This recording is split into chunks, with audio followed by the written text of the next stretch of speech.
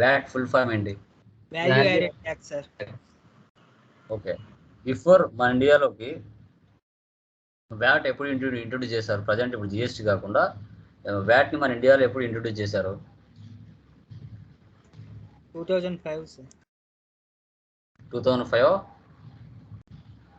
April 1. Okay, so ఎందుకు వ్యాట్ని తీసేసి జిఎస్టీని తీసుకొచ్చారు? జిఎస్టీ అనేది సింగిల్ ట్యాక్స్ సార్. వ్యాట్ అనేది మల్టిపుల్ ట్యాక్సెస్ మీద పడుతుంది కాబట్టి ట్యాక్స్ మీద ట్యాక్స్ పడుతుందని. ట్యాక్స్ మీద ట్యాక్స్ పడుతుంది. ఓకే, సో వ్యాట్ అంటే వాల్యూ యాడెడ్ ట్యాక్స్. ఇది ఇండియాలోకి 1 ఏప్రిల్ 2005లో తీసుకొచ్చారు. ఓకే, బిఫోర్ జిఎస్టీ రాకముందు వరకు వ్యాట్ని మనం ఉపయోగించుకునే వాళ్ళం.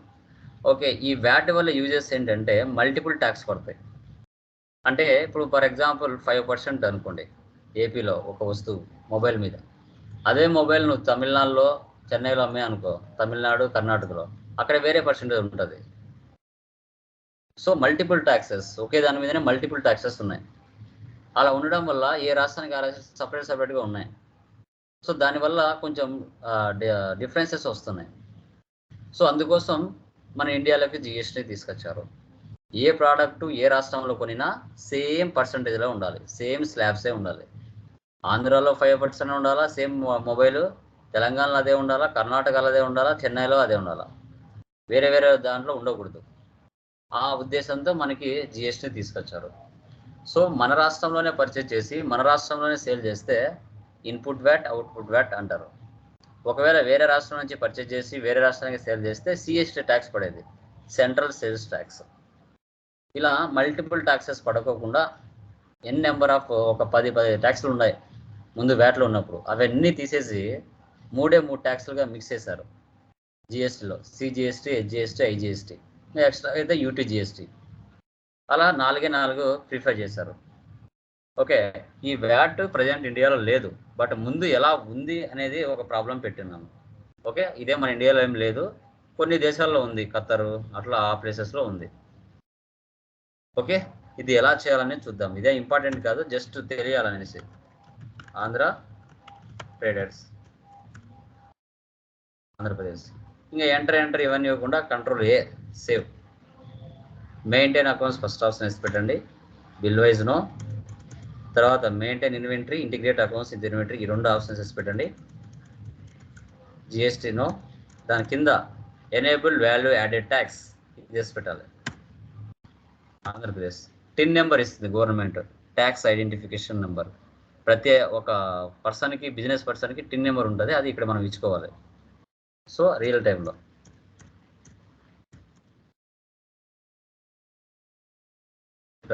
Save. Okay, so first ledgers create చేస్తాను. Capital account. Next purchase. Input VAT 5% ఉంది, అంటే ముందు ఏంటంటే పర్చేజ్ 5%, పర్చేజ్ 12.5%, పర్చేజ్ 14.5% అలా ఉండేటివి. VAT input VAT 5%, input VAT 12.5%, input VAT 14.5% అలా మనం చాలా చేసేవాళ్ళం. ఓకే, ముందు అలా ఉండేది అనమాట. పర్చేజ్లో లెడ్జర్లో ట్యాక్స్ ఇస్తాం మనం, వ్యాట్లో ఉన్నప్పుడు, ఐటెంలో కాదు, లెడ్జర్స్ లోపల ఇచ్చేవాళ్ళం. Is VAT or CST applicable, set alter VAT details, yes. ఇక్కడ పర్సెంటేజ్ ఇచ్చేవాళ్ళం. పర్చేస్కి సేల్స్కే ఇస్తాం, రిమైనింగ్ వాటికి ఇవ్వం. అదే ట్రేడర్స్, కంట్రీ క్రియేటర్స్. రియల్ టైంలో ఈ సప్లయర్స్ కూడా వ్యాట్ నెంబర్ ఉంటుంది, ఆ వ్యాట్ నెంబర్ ఇక్కడ ఇచ్చేవాళ్ళం మనం. వ్యాట్ నెంబర్ వాళ్ళకు కూడా ఒకటి ఉంటుంది, జిఎస్టీ నెంబర్ ఎట్లా ఉంటుందో అట్లా. Next sales 5%, sales accounts.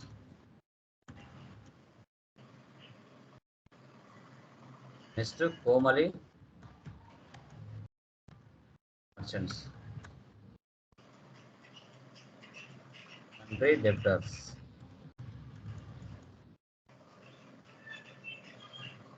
Next Balu traders, country creators.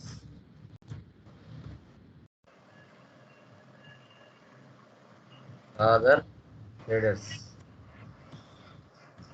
and the debtors. Next, input VAT 5%. Duties and taxes, VAT save. Next, output VAT.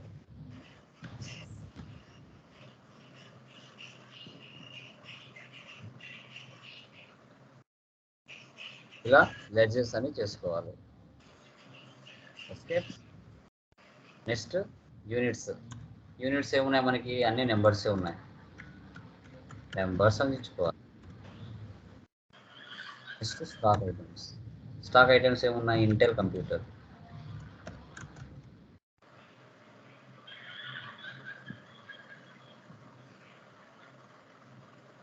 అతలాన్ computer,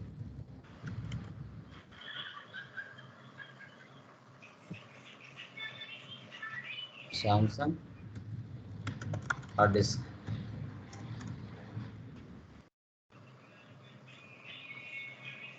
LG monitor,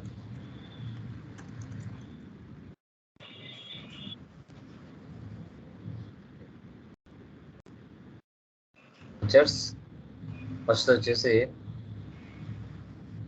receipt capital 35 lakhs.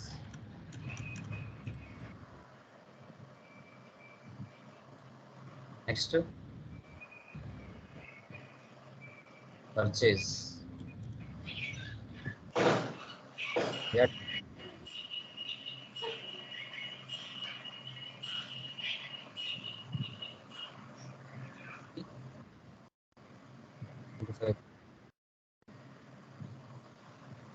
Computer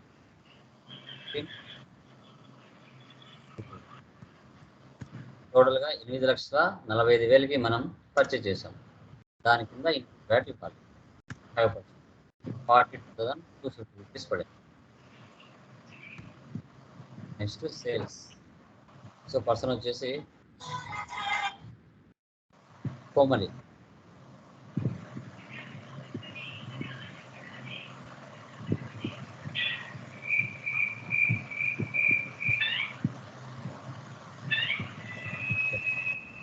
rating 30,000.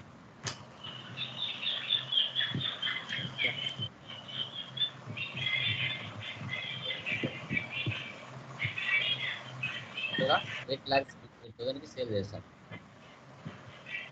43,900. Sales.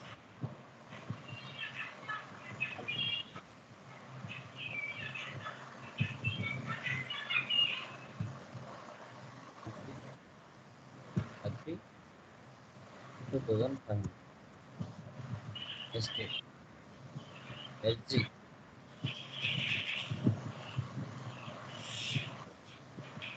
1,60,500. ఇక్కడ input VAT 5%. Next sales other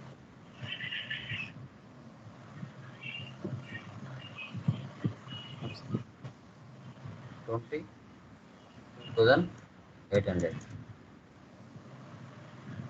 each 25,3,900.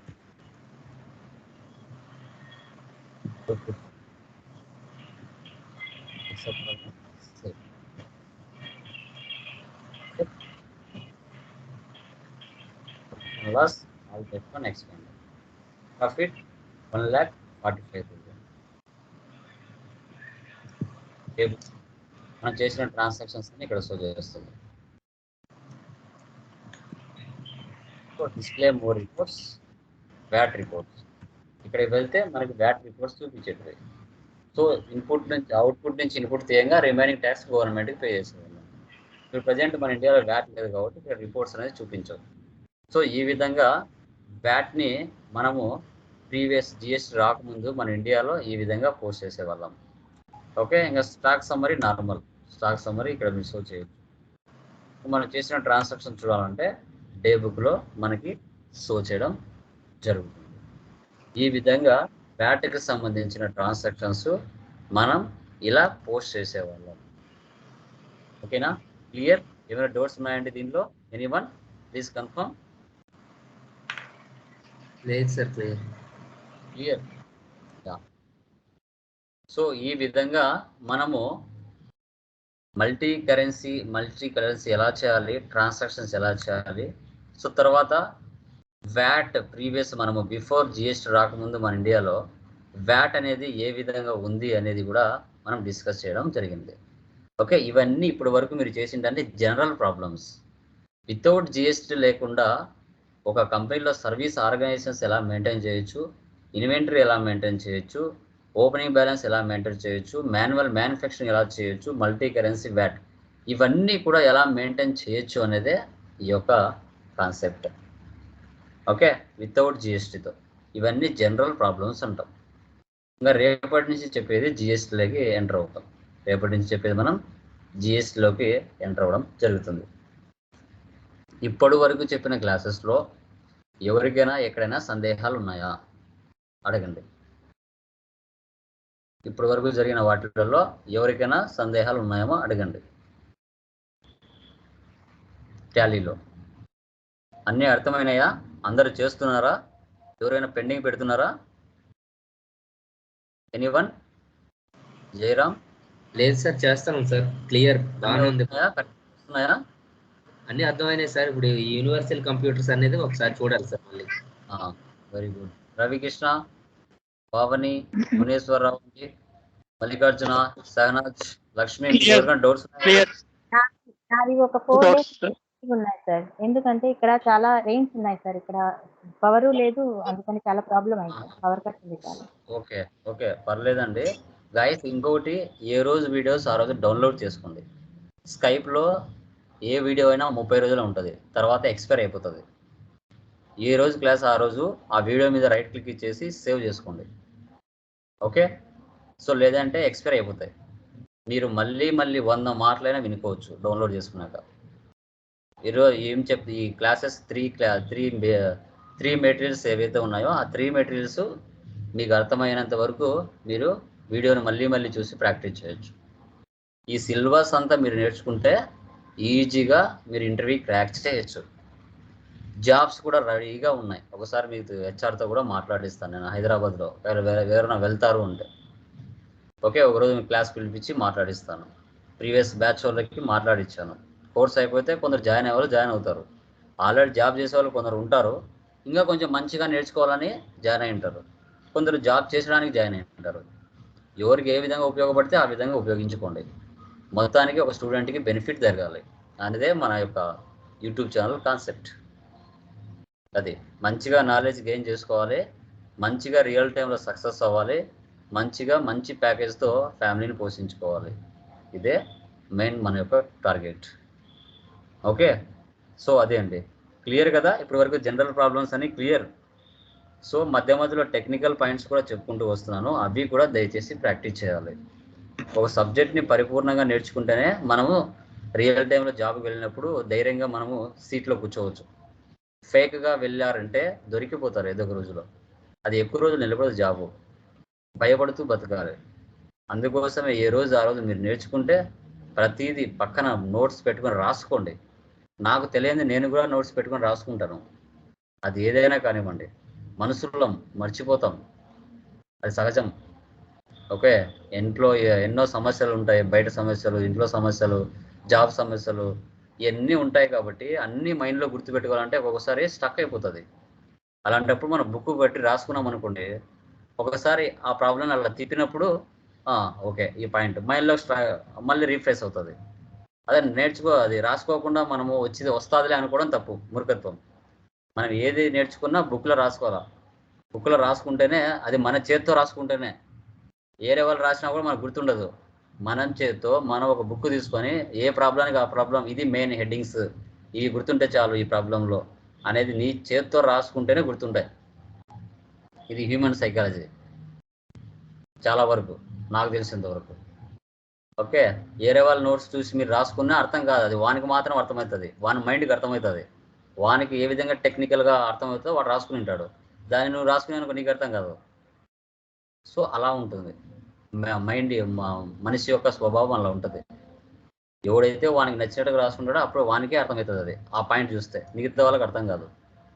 So కాబట్టి ఒక్కొక్క ప్రాబ్లంలో main points ఉంటాయి, వాటిని మీకు తరుగుదంగా రాసుకొని interview crack చేయడానికి మీరు ప్రయత్నించాలి. ఓకేనా? సో డన్ గైస్, అవి చేసేయండి. టుమారో నుంచి మనం జిఎస్టీలోకి ఎంటర్ అవుతాం. ఓకేనా? క్లియర్? డన్. సో ఇంకొకటి ఏంటంటే మనము